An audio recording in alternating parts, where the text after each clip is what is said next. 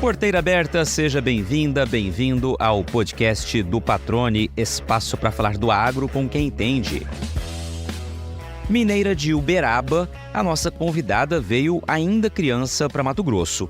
Com o tempo, apaixonou-se pelo local onde cresceu, formou-se e descobriu a própria vocação: trabalhar com o desenvolvimento de pessoas e empresas.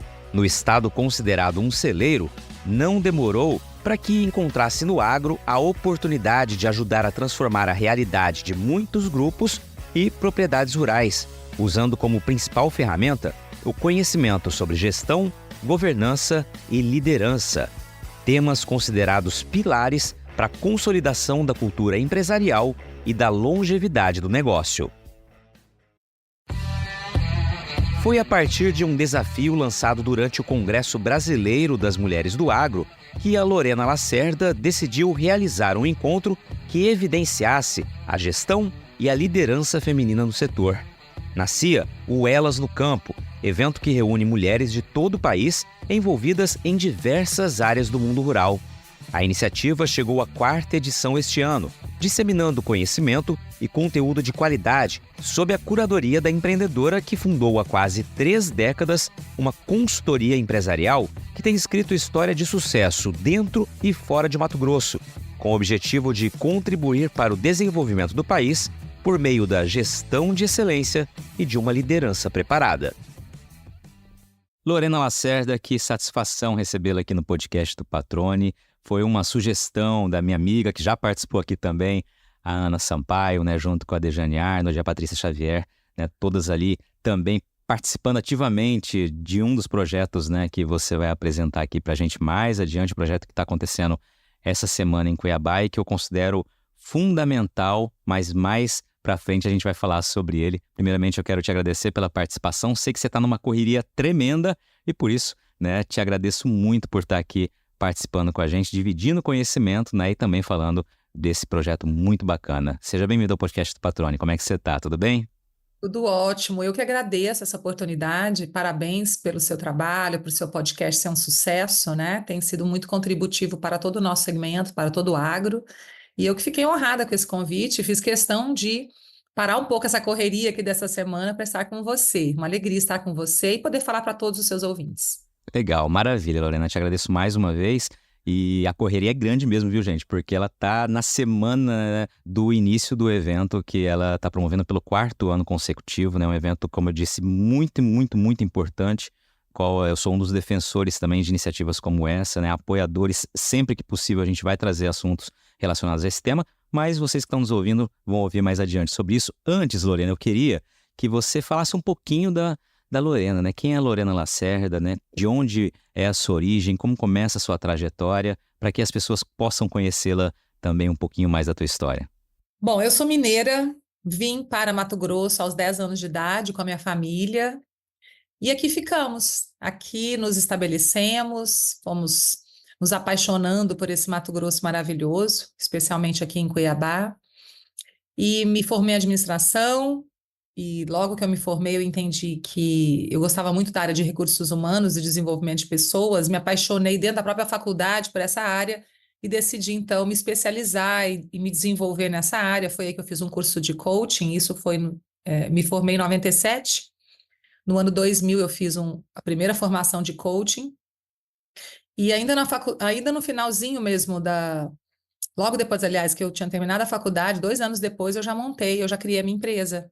Eu já fundei o Grupo Valori, que é uma consultoria empresarial. A gente atua nas áreas de gestão, liderança, governança. Eu fundei, já vai fazer 26 anos, né, que eu fundei a minha empresa. Sempre fui muito empreendedora.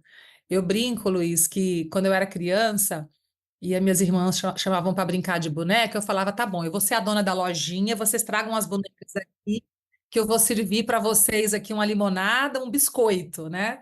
Eu fazia leilão de papel de carta aos 9 anos de idade. Acho que tem aí o sangue árabe, né? Minha avó era libanesa.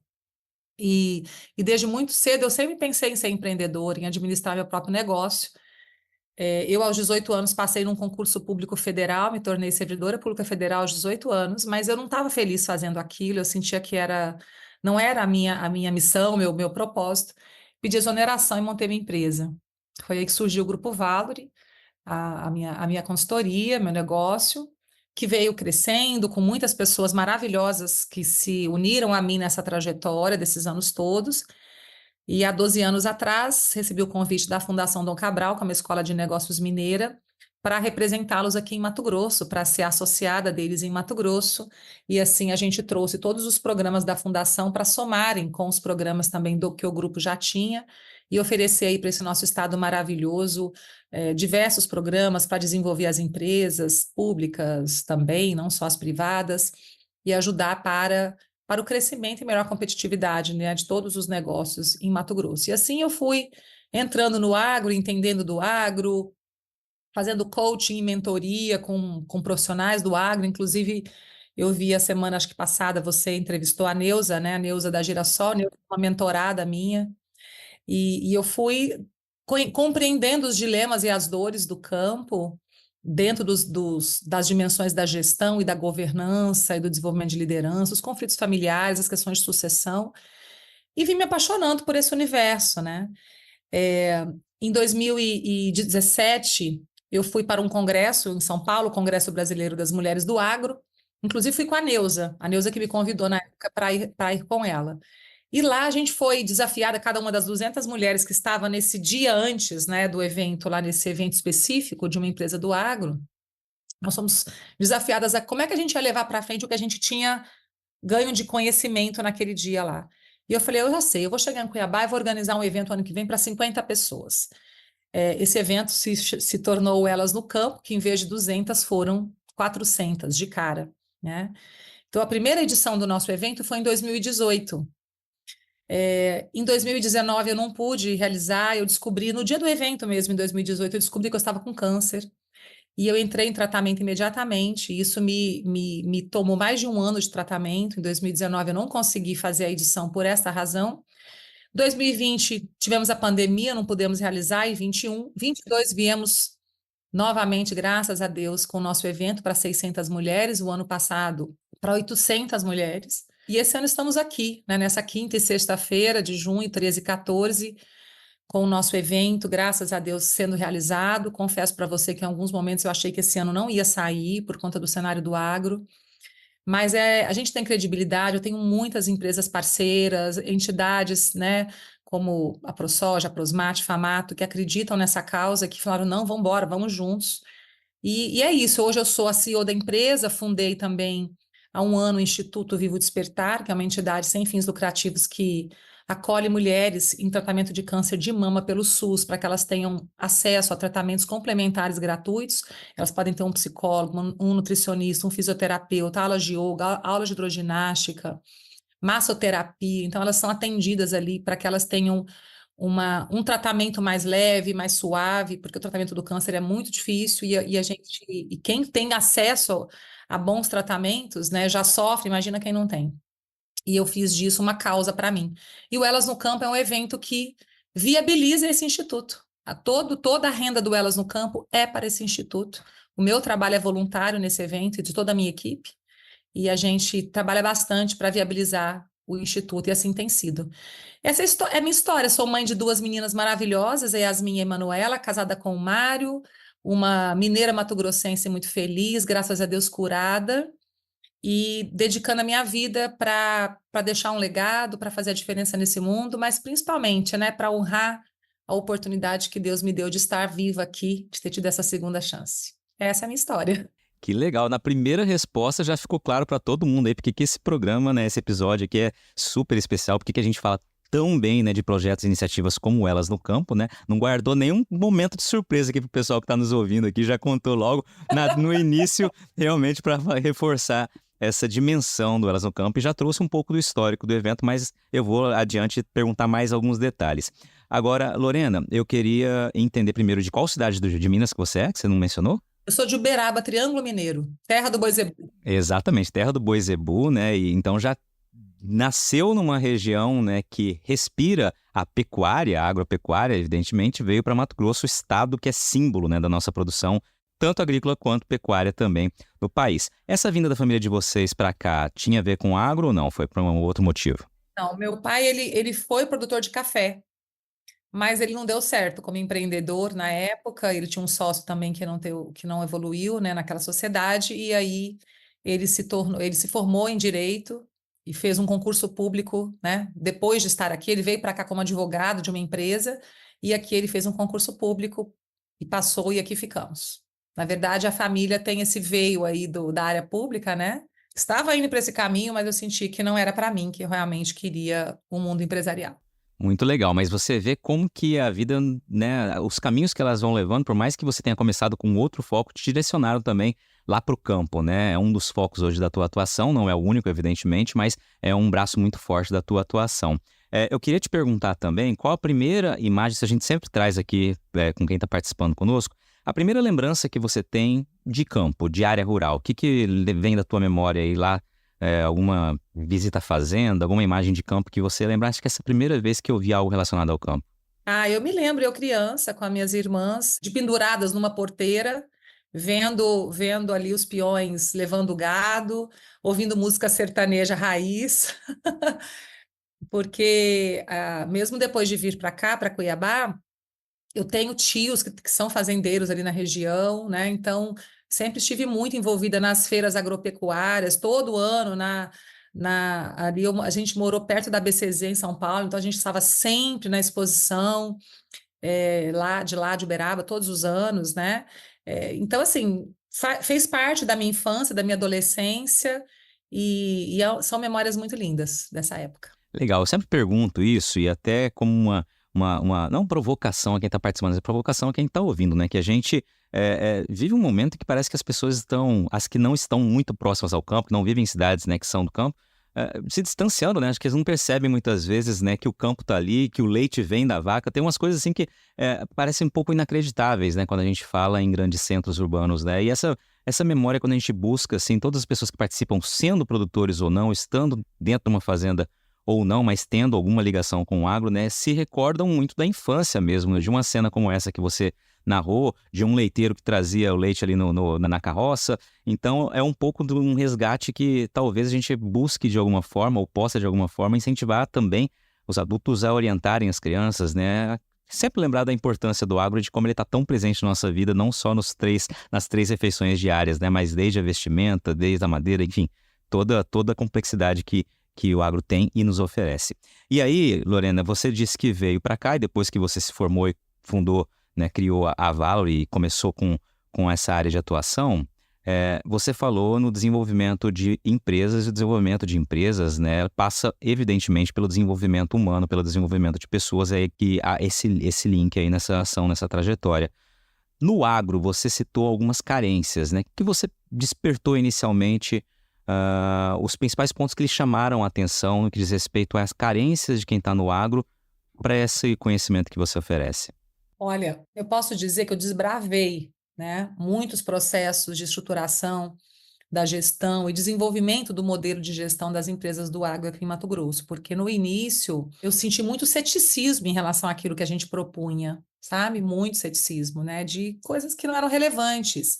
Até hoje a gente lida muito com isso, mas mudou muito. Hoje o agro entendeu a importância da gestão, a importância de desenvolvimento das pessoas, de estruturar a governança e tem investido nisso para poder se estruturar realmente para o crescimento.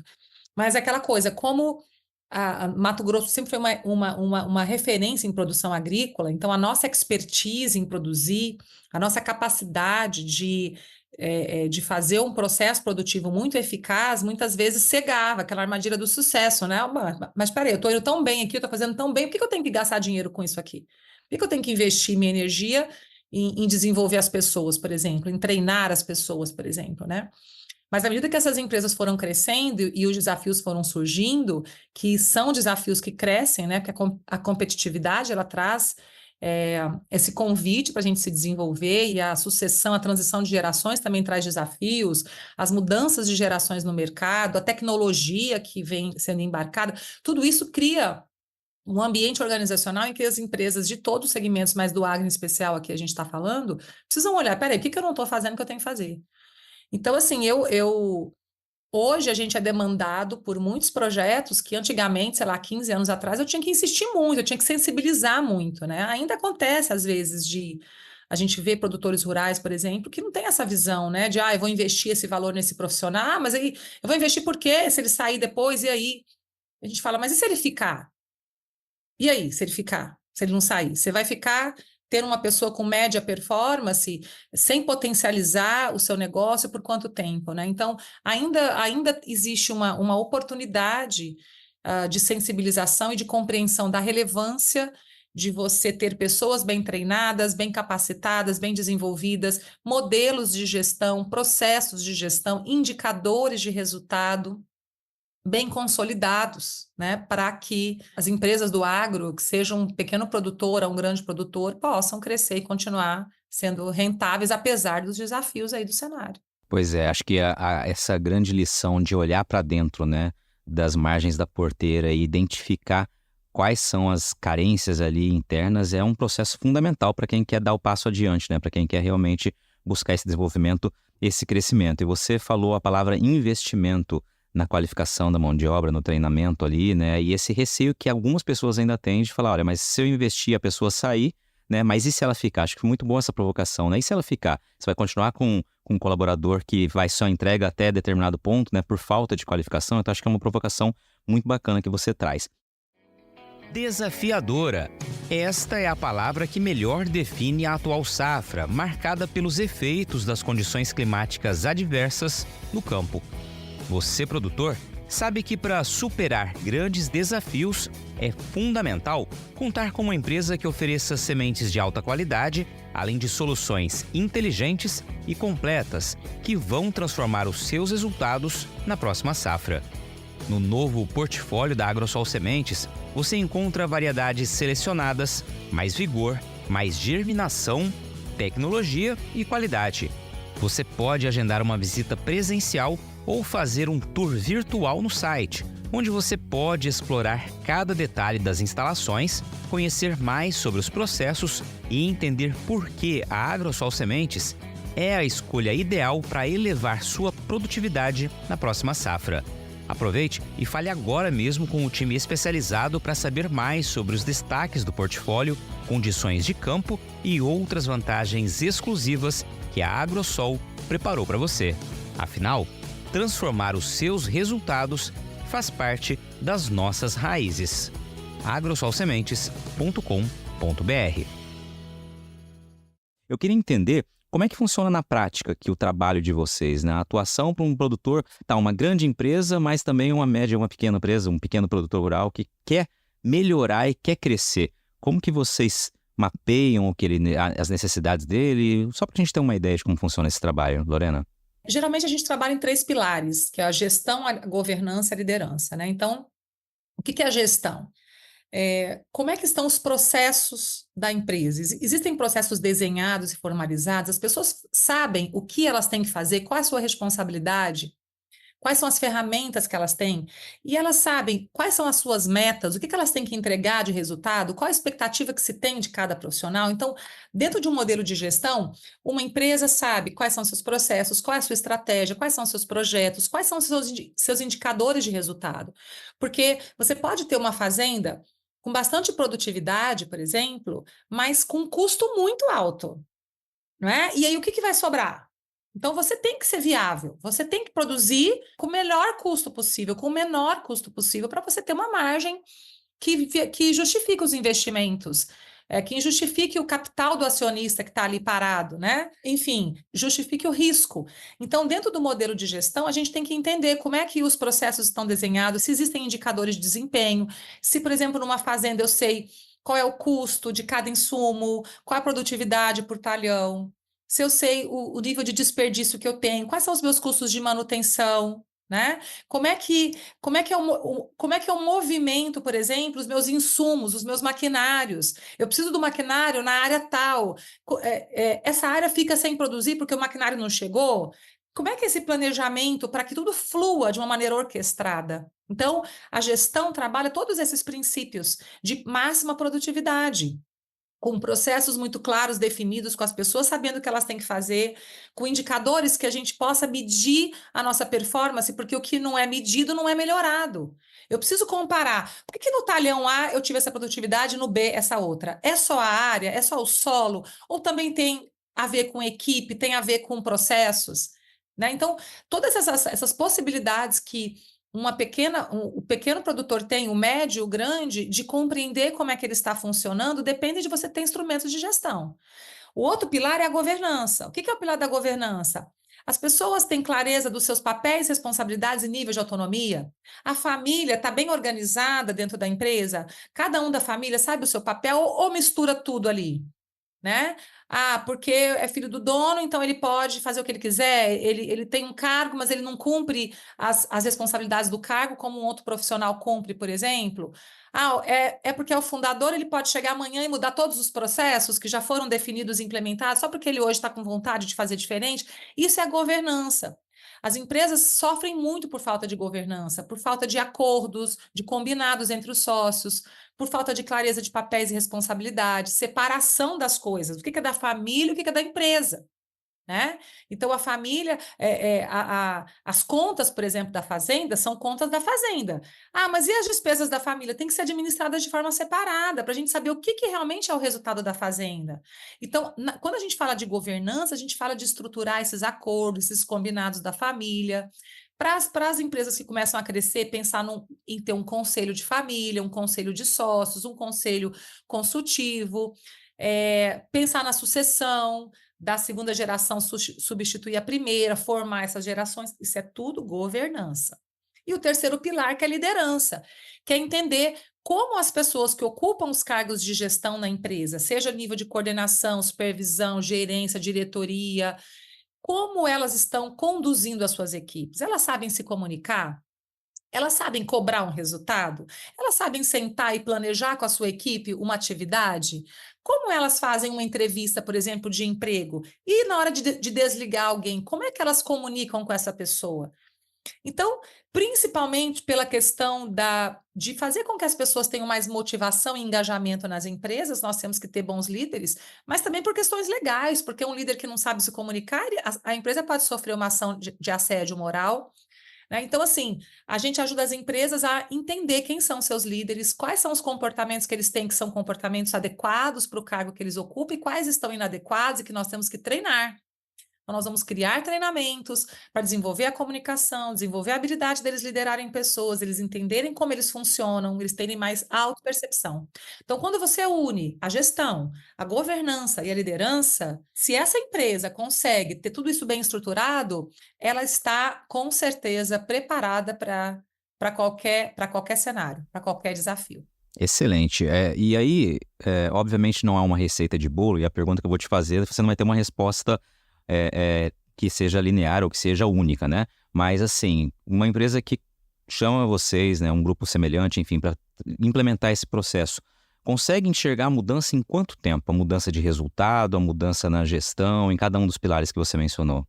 Eu vejo assim, tudo é muito rápido de você começar a ver resultado, mas a consolidação disso na cultura da empresa, naquela coisa do dia a dia, a partir de 1 ano. Ah, mas e para consolidar mesmo, para a gente ver uma coisa muito sólida, tipo assim, 80% de percepção de melhoria dentro da organização, 3 anos. Né? Por quê? É como você falou no início, empresas são pessoas. As pessoas não são perfeitas, as empresas não são perfeitas. O processo de alguém tomar consciência de como ele administra uma empresa e perceber o que é dele naquilo, o que ele precisa mudar, e ele começar a fazer um esforço de mudança, ele não é simples. Né? Então, a gente sempre diz que é um resultado de longo prazo, de consolidação dessa implantação de modelo de gestão, mas você já começa a ver resultados no curto prazo. Vou dar um exemplo para você. Imagina que uma empresa está desenvolvendo líderes e que tem ali um líder com muita dificuldade de comunicação, uma pessoa que é percebida como muito agressiva por todos na empresa. Aí ele começa, e no primeiro treinamento, nos primeiros 2 dias, ele recebe esse feedback, que a forma como ele fala é muito agressiva. Ele vai ficar surpreso, talvez ele entre ali em negação, mas ele vai começar a refletir. E ele vai começar a ficar mais atento a como ele está falando na semana seguinte. Né? Então, a gente já começa a ver informações que nos mostram que as pessoas estão fazendo ajustes, mas para consolidar na cultura, para que se torne hábito de gestão, hábito de governança, para que a família combine os acordos e aprenda a cumpri-los no longo prazo e mantenha aquilo que foi definido no longo prazo, isso são anos mesmo de investimento, mas que levam a empresa para um lugar de vitalidade, de vivacidade e de longevidade. Acho que é isso que as empresas precisam, né? De sustentabilidade ao longo dos anos. Não, muito legal você trazer também essas duas, são pontos aí semelhantes, mas diferentes ao mesmo tempo, né? Que é a questão do resultado e a da cultura organizacional, né? A cultura da empresa, né? Então, o resultado você vê de forma imediata, mas se você não mantiver, de fato, tudo que foi implementado, né? Aquela cultura não vai se estabelecer na empresa e aí o processo pode ir todo aí por água abaixo no futuro, né? Então, é preciso ter o resultado que vai vir, como você disse, muito rápido, mas realmente pensar na transformação da cultura da empresa para que ela alcance, como você mencionou no fim, a longevidade por aí, então, né? Luiz, tem uma frase do Peter Drucker, que é considerado o papa da estratégia, né, no mundo, que ele diz o seguinte: a cultura come a estratégia no café da manhã. Então, o que ele quer dizer? Você pode desenhar uma estratégia maravilhosa para sua empresa, de crescimento, de expansão, de diversificação, mas se você não tiver as pessoas alinhadas com aquela cultura de performance, de comprometimento, de dedicação, de mudança de atitudes, aquilo vai ficar no papel, vai para a gaveta. E é o que a gente vê com a maioria dos planejamentos estratégicos das empresas, né? Ele não acontece, por quê? Porque a cultura não está sendo cuidada. E a gente muda a cultura como? Mudando pessoas. Como é que a gente muda pessoas? Treinando, conversando, trazendo várias técnicas como coaching, mentoria, treinamento, né? Para água mole em pedra dura, as pessoas irem compreendendo como elas funcionam, como elas impactam no ambiente organizacional e fazendo ajustes de comportamento. Excelente. A última pergunta relacionada a esse ponto em específico. Quando você tem uma cultura estabelecida, né? As estratégias não são comidas aí no café da manhã pela cultura, porque a cultura foi bem estabelecida.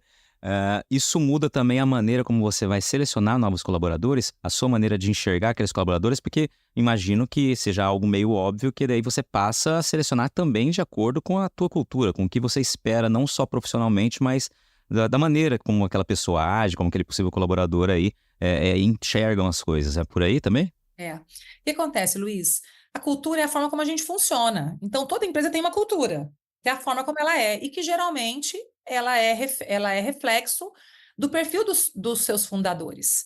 Porque eles vão estabelecendo o ritmo, o que é certo e o que é errado na empresa, como eles querem que as coisas aconteçam. Só que chega um momento em que a empresa cresceu, o mercado em que a empresa atua mudou, e não dá mais para ser daquele jeito, tem que ser de outro jeito, mas ainda está muito arraigado aquele estilo deles, né? Então, mas aí eu posso dizer assim, tá, mas nós precisamos mudar a nossa cultura. Quais são os elementos que nós queremos mudar? Nós queremos mudar nisso, nisso e naquilo. Ok, nós vamos trabalhar essa construção dessa cultura para que a gente chegue lá, né? Então, muitas vezes as empresas falam, nós temos que contratar profissionais que tenham aderência a essa cultura que a gente deseja, não necessariamente a cultura que a gente ainda está vivendo. E aí, o cuidado nesse sentido é de trazer profissionais que compreendam que eles vão vir para construir junto, que eles vão vir para ajudar nessa transformação. Porque, às vezes, as pequenas e médias empresas acham que tem que trazer gente de grande empresa e multinacional para os seus quadros, né? E esses profissionais de grandes e multinacionais, muitas vezes, aliás, eles vêm de culturas mais profissionalizadas, mais organizadas e estruturadas. Quando eles chegam na pequena e média empresa, em que a coisa é mais complicada, é mais né? O ritmo é muito mais rápido, as decisões são tomadas ali, sabe, na hora, não tem tanto planejamento, eles vão se frustrando e muitas vezes eles não conseguem ser contributivos, eles poderiam ser. Então, é tudo muita questão de ser flexível e de compreender. Eu vou trazer um profissional para a cultura que nós estamos querendo criar, mas é alguém que tem flexibilidade no seu perfil e maturidade emocional e profissional para entender que estamos no processo e que ele vem para contribuir nesse processo. Muito bem. E aí a gente falou bastante dessa atuação e trouxe as dicas para você que está nos ouvindo, justamente porque a gente sabe que a gestão das propriedades rurais é um dos pontos, né? A gestão do campo é um dos pontos aí que muita gente coloca como pontos ainda que precisam ser melhorados, né? Independente do tamanho da propriedade. Muita gente, isso quem está no setor sabe, já ouviu certamente, né? Que muitos produtores, muitos agricultores não conhecem o custo de produção, muitos pecuaristas não sabem quanto custa para produzir uma arroba, então isso é gestão, né? Então é preciso realmente absorver essas dicas, né? E pensar adiante de uma maneira de estruturar, né? Pelos 3 pilares que aqui a Lorena comentou, né? O primeiro deles, gestão, depois governança e o terceiro... A liderança. Agora, na ordem, se a gente fosse falar de ordem, né? Eu começaria sempre com a liderança. Então eu inverti a ordem aqui. É que eu falei para você nessa ordem, mas em termos de prioridade, não tenho dúvida que primeiro vem a liderança, porque é essa liderança que vai ajudar essa gestão a ser implantada e que vai ajudar essa governança a ser implantada, né? Maravilha. Agora, um ponto que você falou e que me veio à cabeça em relação à gestão, existe muito paradigma, sabe, Luiz, de que implementar gestão nas empresas, e eu vi isso muito de muitos agropecuaristas, é burocratizar a empresa. Então, até que eles compreendem que não é burocratizar e que você precisa de processos, leva um tempo. Eu já vi inúmeros casos de produtores faturando, sei lá, 300 milhões de reais no CPF com as contas na caderneta, que dependia dele lembrar que tinha que pagar a conta naquele dia, sabe? E a equipe desesperada, tentando fazer alguma coisa, mas sem nenhuma autonomia para fazer e processos e ferramentas. Então, é muito dinheiro sendo jogado fora, né, gente? E eu acho que não precisa disso, né? A gente pode fazer melhor. Muito bom, baita exemplo que você trouxe aí, acho que eu fiquei pensando aqui nesse cenário, né? Realmente é complicado, mas são casos que realmente existem e você está testemunhando isso aqui.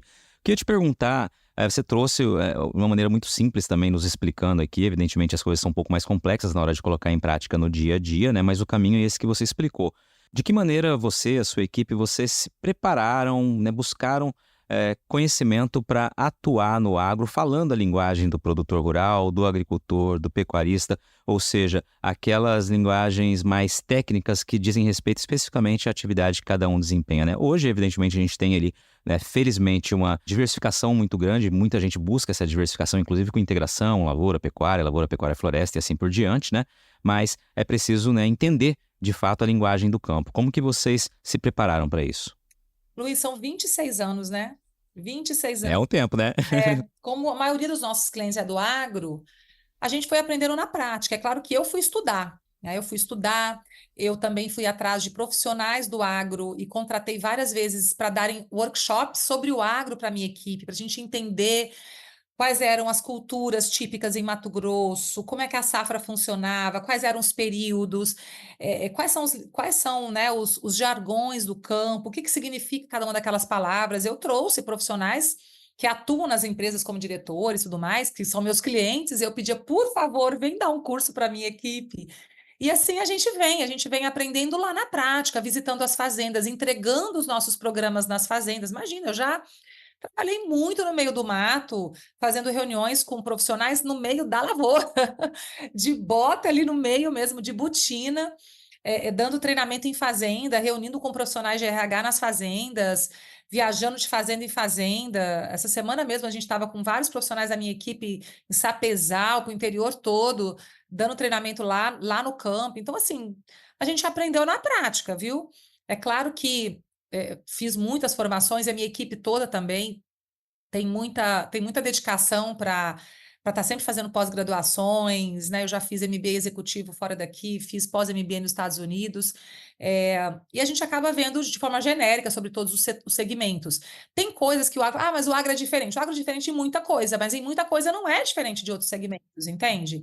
O desafio de atrair pessoas é igual, de reter pessoas é igual. Mas tem questões logísticas, tem questões de como é que eu mantenho uma equipe feliz numa fazenda ou numa vila muito afastada. Eu compreendo, essas questões são mais desafiadoras, mas os modelos não são tão diferentes. Você vai ter muitas coisas muito similares, né?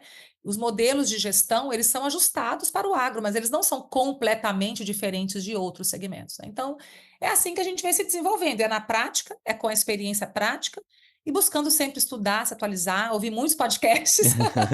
Hoje temos essa possibilidade, felizmente, né? Já viaja adquirindo conhecimento, né? Ah, viaja dentro do carro, toda hora a gente está ouvindo. Maravilha. Mas foi muito bacana o que você trouxe aqui, porque você falou da experiência prática, que eu acho que é fundamental, né? Você vivenciar o campo, você conversar com as pessoas em loco, entender do que está sendo dito, né? E, claro, o tempo vai tornando mais sólido ainda esse conhecimento, né?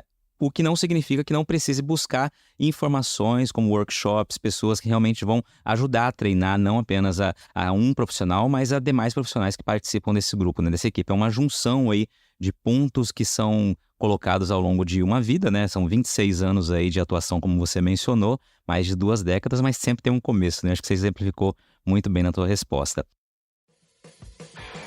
Agora, uma pausa rápida no bate-papo para falar do nosso novo parceiro, que escolheu o podcast do Patrone para dar um recado especial para quem vive o agronegócio.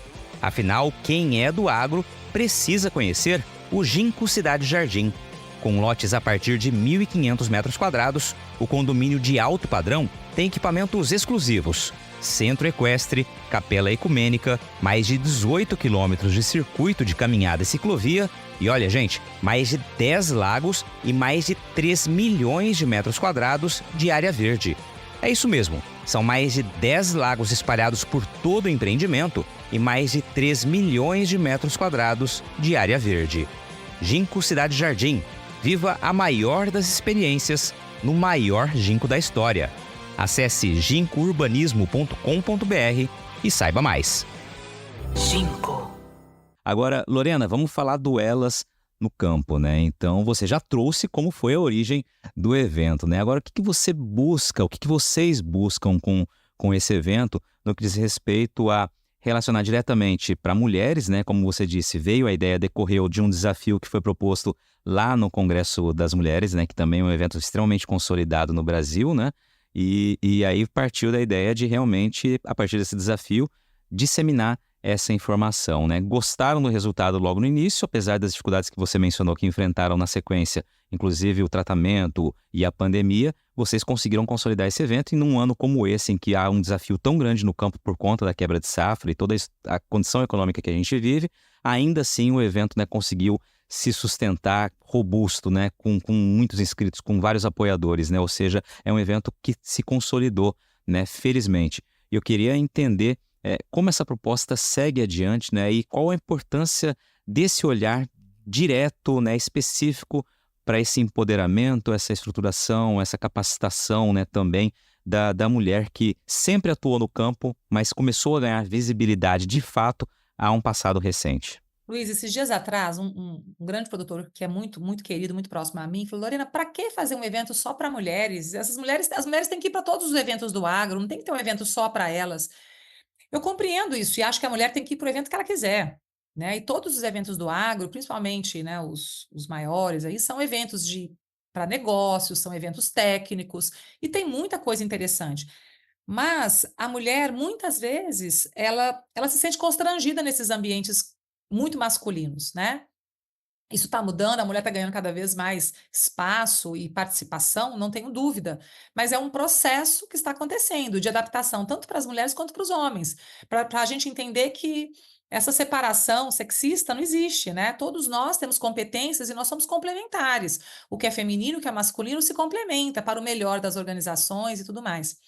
E o evento, eu acho que eu percebo, sabe, Luiz, que as empresas elas querem participar de causas, sabe? Elas querem contribuir com alguma causa e elas acreditam nessa causa do desenvolvimento das mulheres. E por isso é que esse evento tem sido tão apoiado ao longo dos anos. É claro que, para mim, ele tem uma razão ainda maior do que o desenvolvimento da mulher do agro, que é o apoio para as mulheres em tratamento de câncer de mama. Então, eu tenho uma dupla motivação para esse evento. E eu acho que tudo que você faz de forma desprendida, de coração, com a sua alma ali, funciona nessa vida, mesmo nos momentos difíceis. E isso é o que eu tive essa prova agora, né? Porque a gente está falando aí que nós estamos com 500 mulheres inscritas para o evento, num cenário difícil. A gente não vai ter o resultado financeiro que a gente teve o ano passado para a sustentação do IVD por um ano pelo evento, mas encontraremos outras formas. Vários clientes que falaram que não poderiam, para você ter ideia, tá? Produtores que falaram que, infelizmente, a empresa estava numa situação difícil, não ia poder contribuir, mas que ele, do bolso dele, fazia questão de ajudar o Instituto. Né? Então, assim, as pessoas são muito generosas. Eu sou um tipo de pessoa que olho sempre para o lado do sol, sabe? Eu não fico, ai, como essa vida é difícil, como o mundo está complicado. Não. O mundo sempre foi complicado, já dizia Renato Russo. O mundo sempre foi complicado. Sempre existiu o lado ruim, o lado bom da humanidade, é o ser humano, mas existe muita gente boa, muita gente de coração generoso que quer contribuir.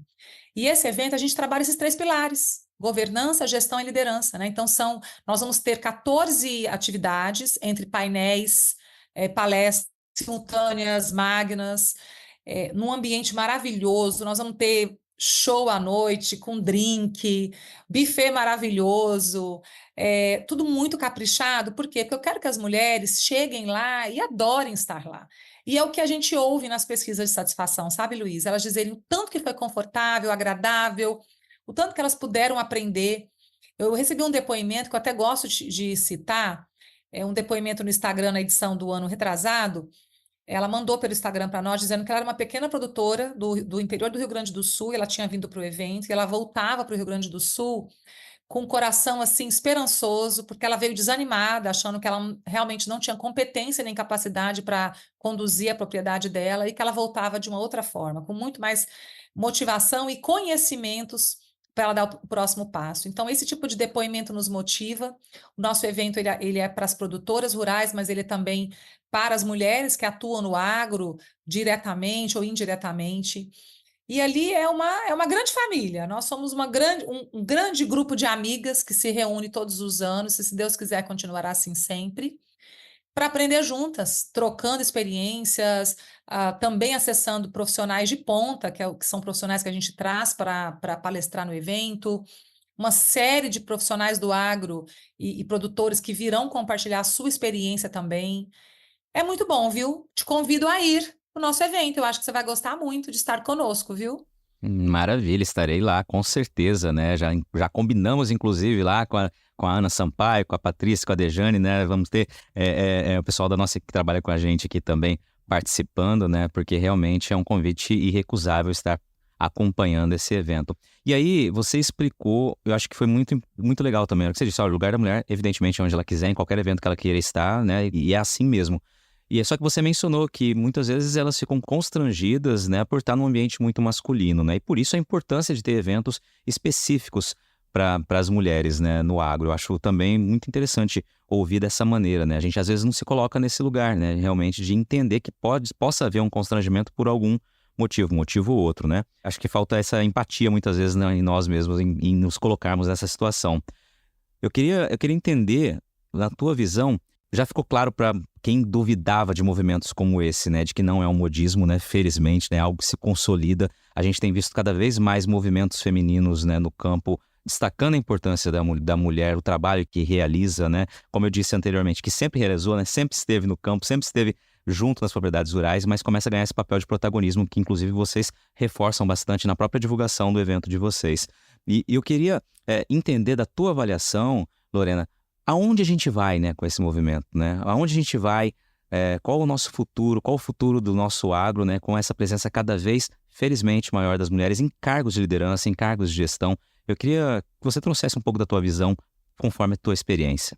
Eu vejo a mulher cada vez mais presente nas posições de liderança das empresas, se sentindo capaz, se sentindo merecedora, com as competências para isso, em qualquer posição que ela quiser, não só de liderança, mas posições no campo, que hoje são consideradas estritamente masculinas e que existe uma preocupação, né, com a mulher atuar em algumas equipes, no campo, etc., que essa mulher tenha todas, que cada vez mais a mulher vai estar presente nas posições que ela tiver, e a gente vai ter aí uma condição de somar mais para as organizações, para as empresas, né? Porque a mulher ela traz com ela características que são muito, muito interessantes. A mulher ela tem uma sensibilidade maior para perceber as pessoas, para identificar problemas e conflitos, porque ela tem uma conexão empática maior do que a maioria dos homens, né?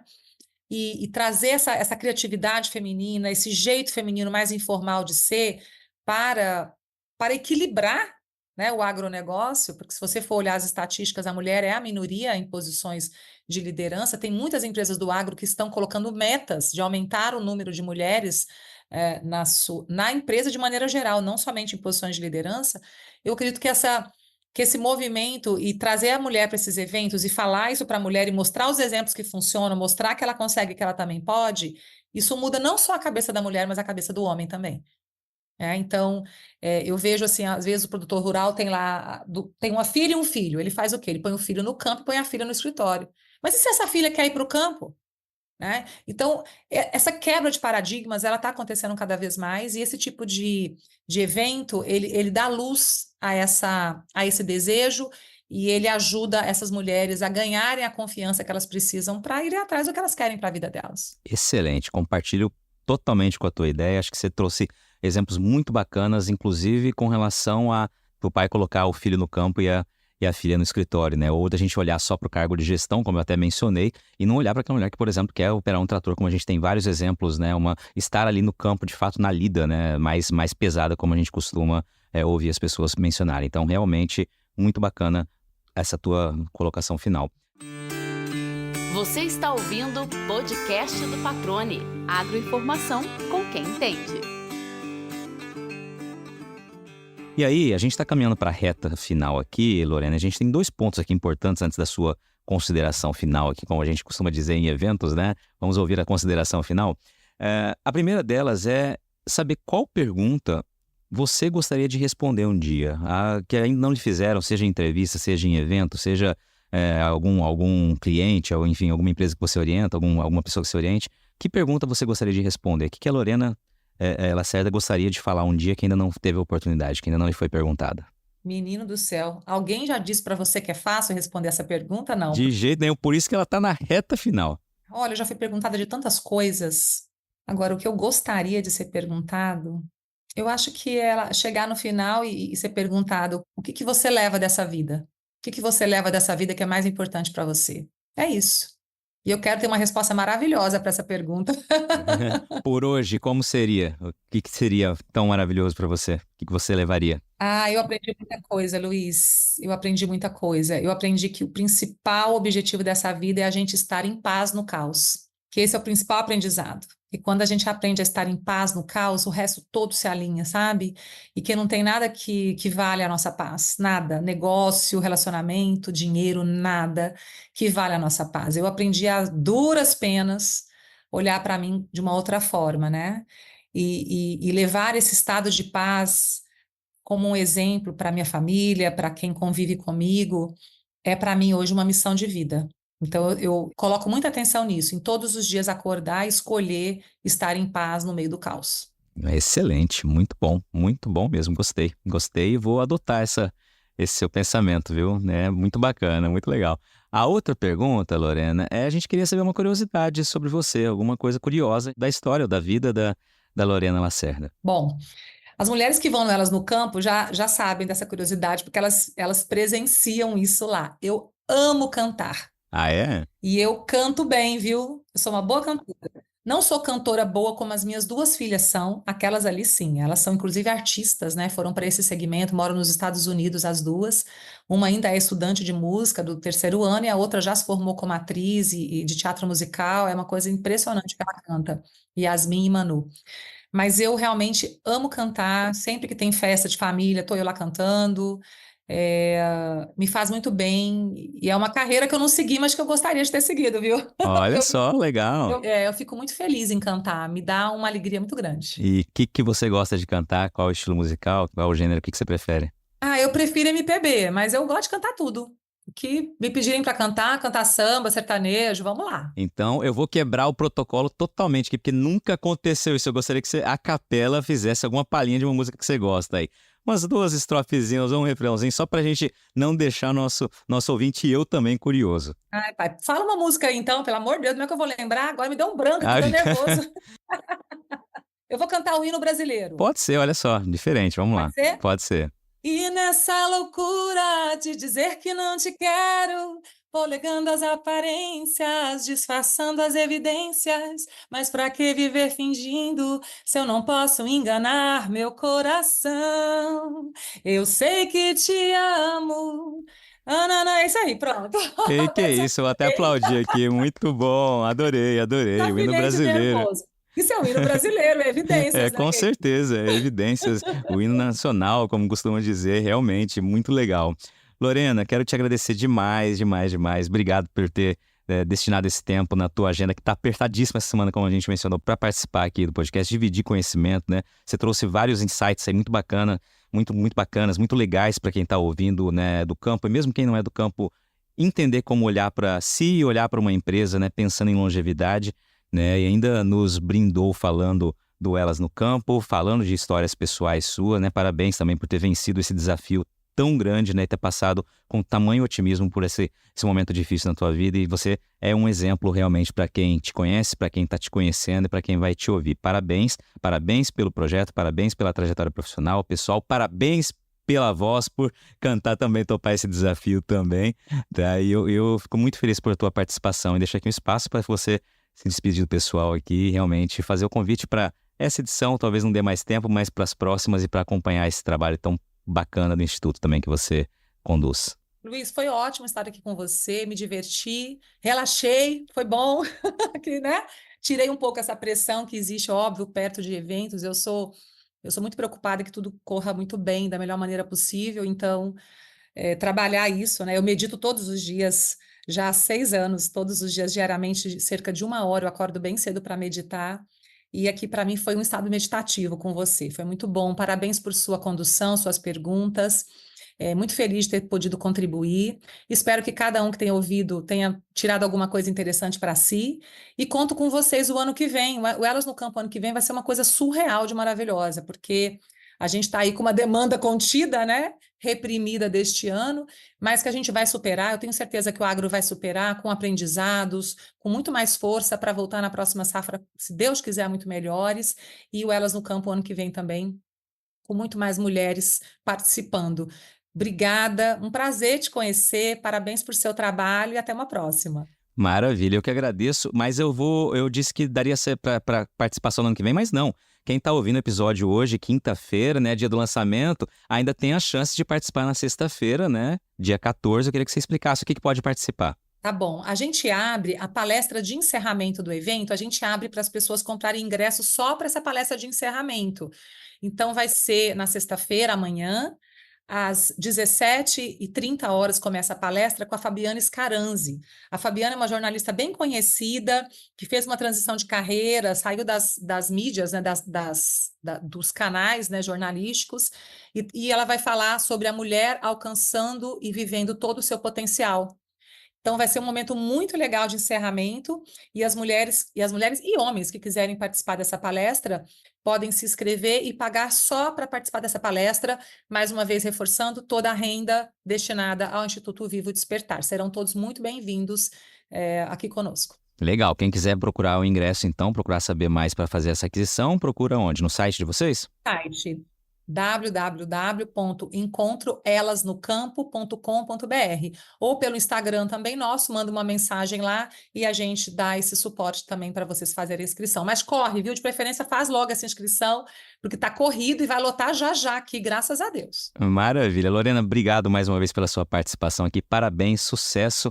Tá? E foi muito bacana conversar contigo. Obrigada. E aí, gostou do bate-papo?